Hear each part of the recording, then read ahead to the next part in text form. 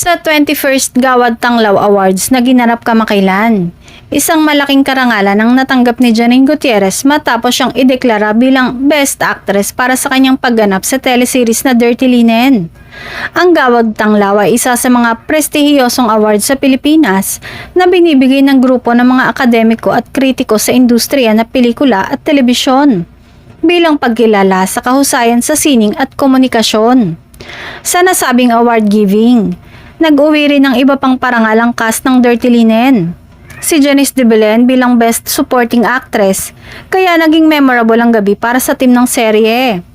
Sa kanyang pagbabahagi sa social media, sinabi ni Janine na labis siyang nagpapasalamat sa lahat ng sumuporta sa kanya at sa proyekto, lalo na sa mga direktor, kapwa-artista, crew at mga tagahanga. Ibinahagi niya na sobrang halaga sa kanya ang pagkilala dahil ito ay tanda ng pag-appreciate sa kanyang dedikasyon at craft bilang isang aktres.